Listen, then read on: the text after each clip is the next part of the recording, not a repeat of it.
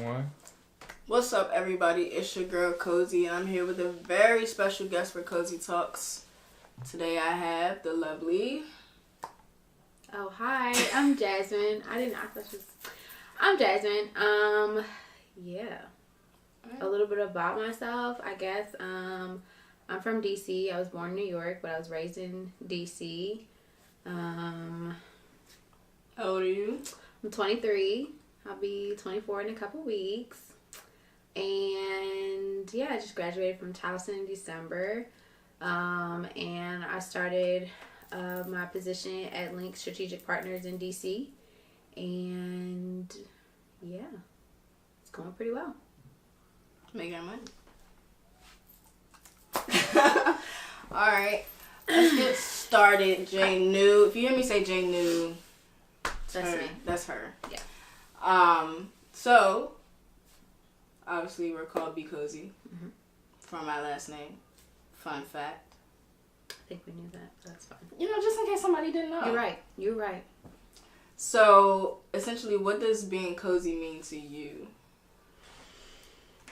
In what sense? Like In general. In general, I feel like be cozy to me means being yourself and living in your truth and whatever truth that is, because I don't think that anybody can tell you what that is. You have to figure that out yourself, and that's just in all aspects of life.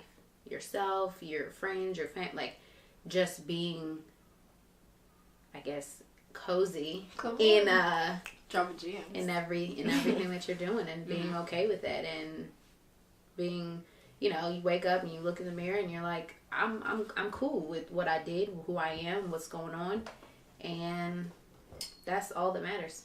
I have to say, you had the most in-depth definition of that, because everybody else would be like, just being who you are, and then that's it. Well. So how does who you are today align with what you just said?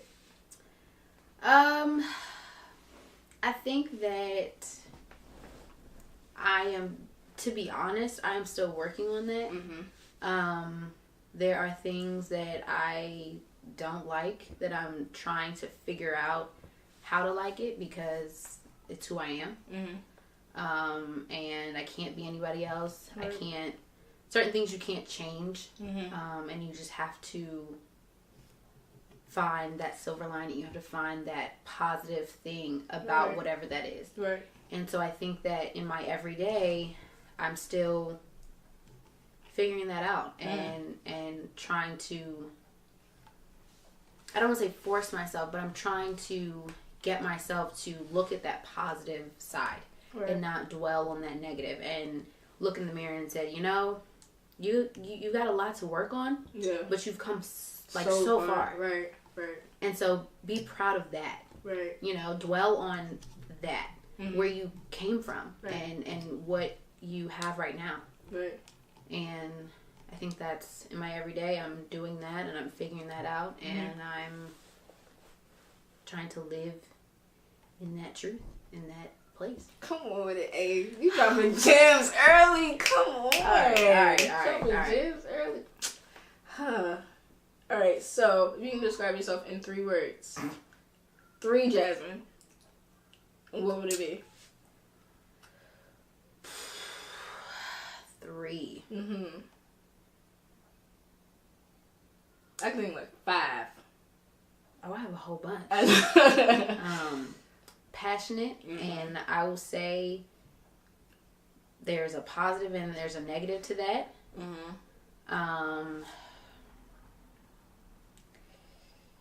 Sensitive, and there's a positive and there's a negative to that. Watch yourself.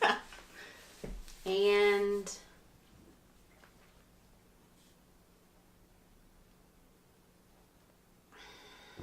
I don't know. Describe myself. I guess it's. I don't think this is the right tense or whatever, but learning. I guess I'm learning so much about myself, about other people, about life, and I think that goes into my everyday. Right. And yeah. I would say you're open-minded in some ways. In some ways. And then I think that in some ways I'm very close-minded. Mm-hmm. And that has hindered me a little bit. Mm-hmm. But again, it's that learning. It's figuring that out and saying, well, in that situation, you needed to be a little more open. I get what you're saying. So it's a process. It's an everyday thing. Mm-hmm. And again, back to you learning. You like learning more about yourself each and every day. Yep. Love it. So, what makes you different? What makes you different? Like, even from growing up, what made you different? I was very. I am very closed. Mm-hmm. Like, I'm very closed off, very guarded. In certain aspects, and it's hurt me, but it's also helped me to figure out what I needed, and not so much to take in everybody else's opinions and thoughts. But it's also it's hurt me because I didn't take in people's opinions and thoughts, and I didn't accept help, or I didn't accept criticism, and so I don't think that answered your question, but what makes me different? I think that I see things for what they are, but then I also see beyond it. So a lot of times I get in trouble with my relationships, or whatever, because I see the potential beyond what is in my face right here. I think a lot of us make that mistake. We see the potential instead of seeing the right now. Yeah. Because once we see that person can't reach that set potential, then we feel like, wow, look at all this time I wasted, or trying to push this person to be this way, and that's just not who they are. That's an imaginary thought in my head. On the flip side, you kind of get down on that person, because it's like, I feel like you are so much more than this, and you don't want to see it. You don't want to push yourself. You don't want to live in that potential that I see. Right. And that causes issues, that causes a rift, because those people are like, well, I don't see that. I don't. And I'm like, but you can't put your eyes on someone else. Right. Yeah. And so that's what I'm trying to figure out how to do, is to take people where they are. Yeah. And not so much put on them what I think they should be, do, say, and just take them where they're at. Right. Okay. Well, let's change this a little bit. Since we are in the Newman family household, what was it like growing up in this house? What was it like growing up in this house? It was great. I am the second child of two, so by the time they got to me, they were tired. And they were like, alright, certain things they had learned about, they were like, that's not gonna fly. And other things, they were like, okay, whatever. Like, alright. Were you like the energetic one, the bossy one, the spoiled one? As my sister, and I was definitely spoiled. I think that I had a great time growing up. As much as, I'll complain to my parents about certain things, I had a great childhood. I had friends, I had family, I had sports, and I didn't really, I made things bigger than they were. In retrospect, you go back and you're like, it wasn't that serious. Right. And I did that, and it kind of, I don't want to say messed me up, but it kind of, made things harder than they should have been. But I had a great household. I had two parents that loved me, loved each other, showed me and my sister what that looked like. Right. My father is the best man that I've ever known. And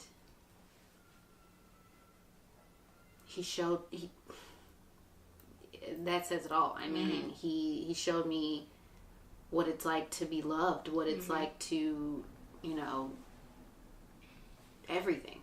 And I guess that, you know, growing up now, it's kind of hard because it's like, my father gave me everything. Right. And, sir, you're falling short. Listen. You know? And right.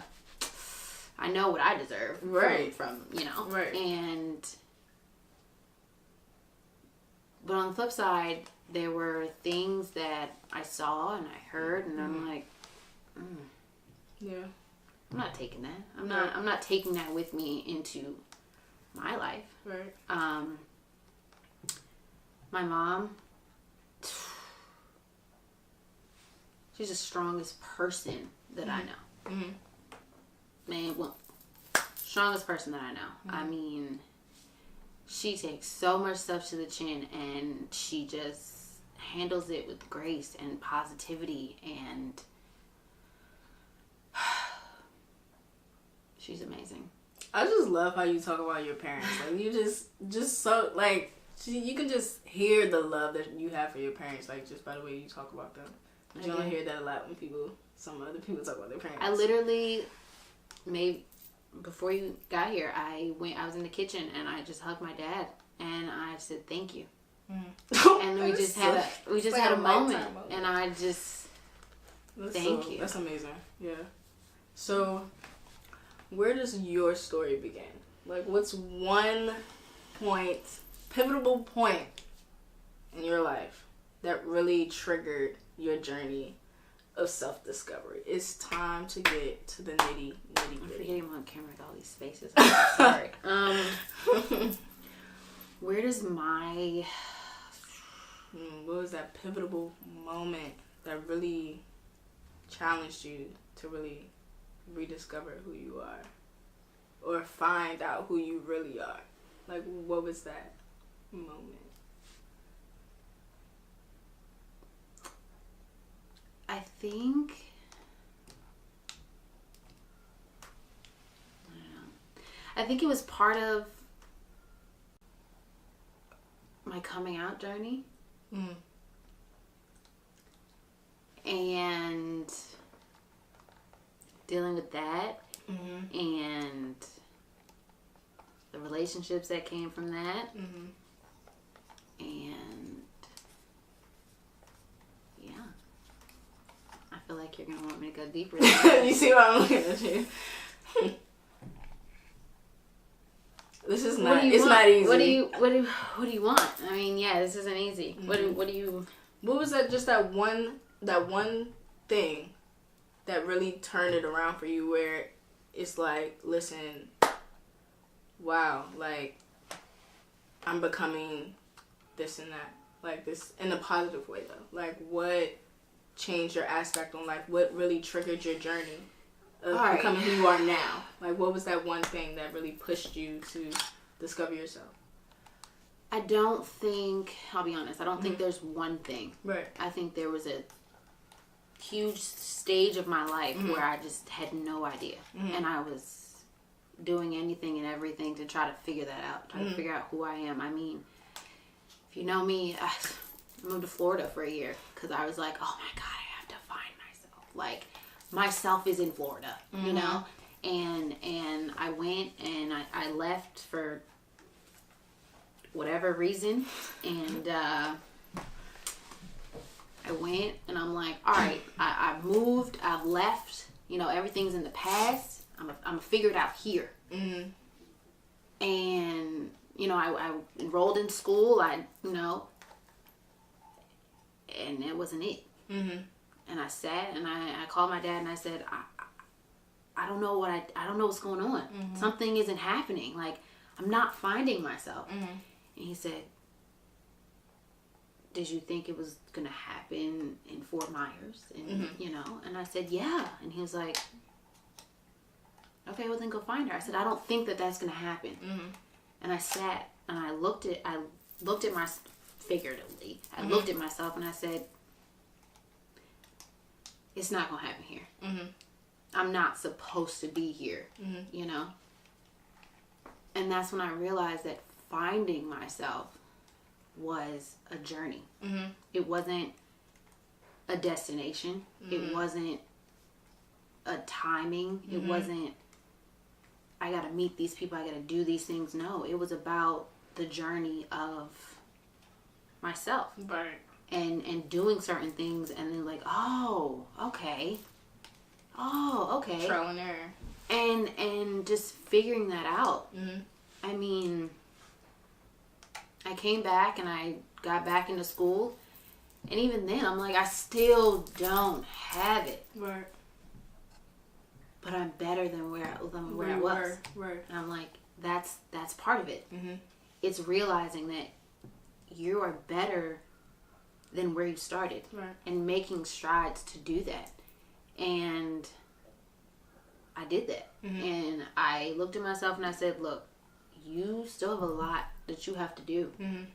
And there are still those, you know, people and situations, I don't want to call them demons, but you know, there's still those things that come in your life, and they, you know, want to bring you down. It's like, no. Mm-hmm. No. And that's the hard part, is right. actively saying and living out that no. Right. And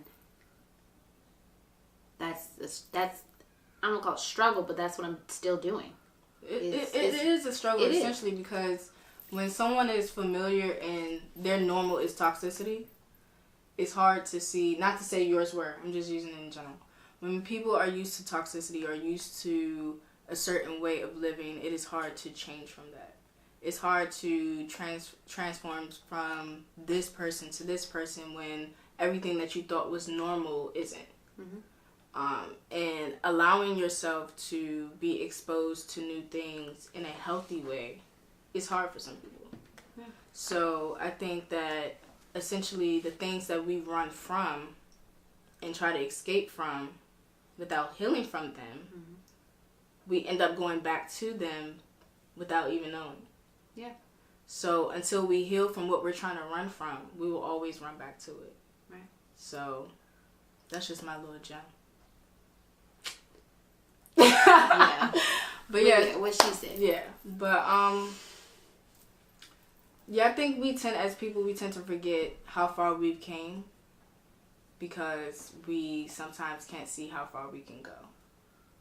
So looking back sometimes to see, like, if I started here and I'm here and it still feels like a long road, if you look back for a little bit and you see how far you actually came, it makes the journey a little easier. Mm-hmm. Yeah. It's another gem. And I think a lot of it for me was, again, using my trait of not letting everything in, and not taking in everybody's opinions and criticisms, because then it's like, okay, well then am I doing this right? Right. Am I I don't want to let them down. I don't want to disappoint them, but it's like, this is my life. Right. And I have to, again, live in my truth, right, and figure out what that is for me. Mm-hmm. You know, I mean, I'm not gonna lie. When I came out, it was hard. As much as I just sat here and I said, you know, I will profess to the day that I die how much I love my parents. It was hard. It was hard. Yeah. And there were struggles with that, and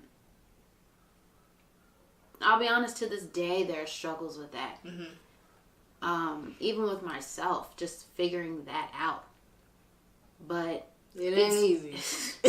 Hey, J-Dub, hey. It ain't easy. It ain't easy.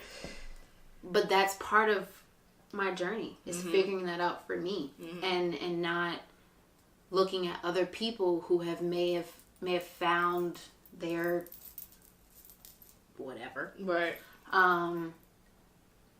And looking at like, okay, I have to be like that. I have to take that path, right, to figure that out, because they figured it out. Yeah. But honestly, who really knows who's figured it out? Mm-hmm. You don't know. People put on a face, and they're like, yeah, I got it. And at home, they're like, oh my gosh, I'm crying in the shower. You know? And so you have to figure that out because it's misleading. Right. Because people will let you know, yeah, I got it, and no, they don't. Right. And you have to figure that out for yourself. And that's what I'm still doing. Right. And every day, it's a struggle to figure out the next step on this journey. Yeah. But like you said, it's a journey, not a destination.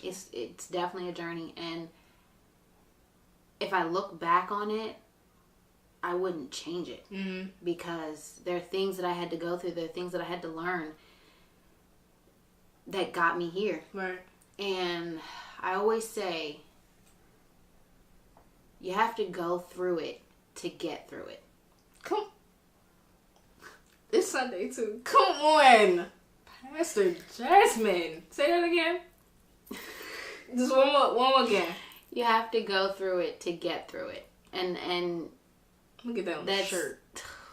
Let me get my mama to make it. She makes shirts, y'all. Good. You know, plug for your mama. Yeah, my mama to plug. But that's true. I mean, you have to.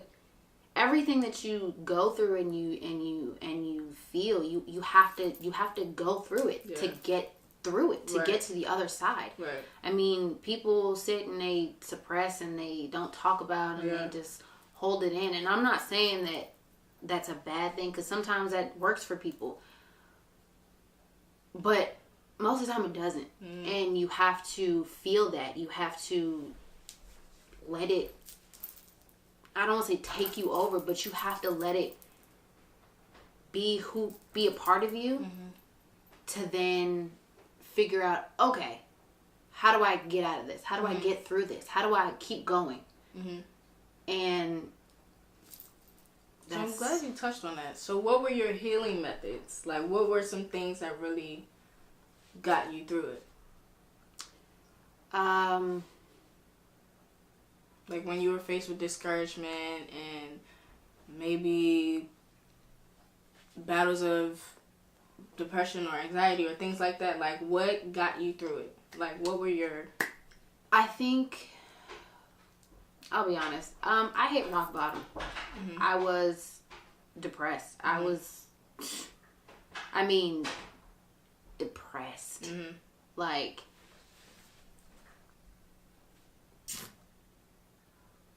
yeah. And I think that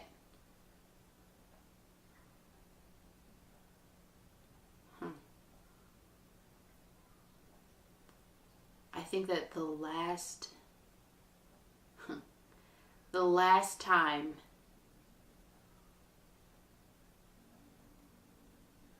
I tried to end it,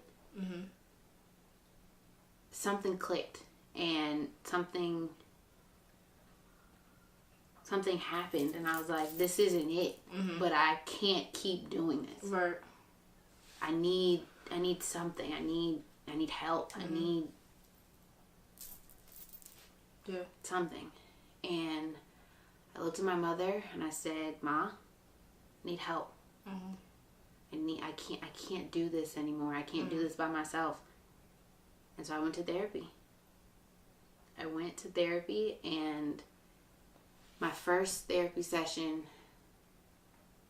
I cried, and I barely said much. I cried. And I stepped outside of those doors, and I looked up. It was a beautiful day. I remember this. It's a beautiful day. And I looked up, and I said, wow. It's a beautiful day. And I'm here. Okay. Let's keep going.